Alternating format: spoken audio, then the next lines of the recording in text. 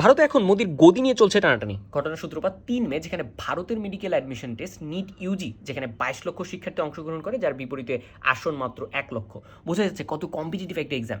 সেই এক্সামে কিন্তু প্রশ্ন ফাঁস হয়ে যায়, যার ফলে এই পরীক্ষাটা 21 জুন আবার নেওয়া হয়। আবার নেওয়ার পরেও এর ফলাফলেও কিন্তু ওএমআর টেম্পারিং বা এই ধরনের জালিয়াতির বেশ কিছু প্রমাণ পাওয়া যায়, যার ফলে পুরো শিক্ষা ব্যবস্থার উপর কিন্তু এখন শিক্ষার্থীরা ক্ষুব্ধ।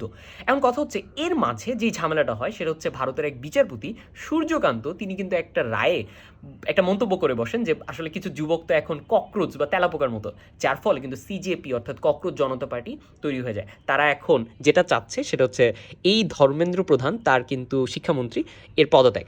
এখন কথা হচ্ছে, সেখানে তো সাবেক প্রধানমন্ত্রী শেখ হাসিনা আছেন, তার কাছ থেকে এই নরেন্দ্র মোদী কিন্তু পরামর্শ নিতে পারে যে কিভাবে একটা কোটা আন্দোলন পুরো বাংলাদেশের সরকার ব্যবস্থাকে উৎখাত করে ফেলে। তো বোঝা যাচ্ছে শিক্ষার্থীর এই দাবি দেওয়াকে কিন্তু খুব দ্রুতই হয়তো সে এই নরেন্দ্র মোদী মেনে নেবেন, কিন্তু তার আগে এই দাবি যেন শিক্ষামন্ত্রী থেকে এই নরেন্দ্র মোদীর দিকে না আসে, এটা অবশ্যই মানে দেখে রাখতে হবে।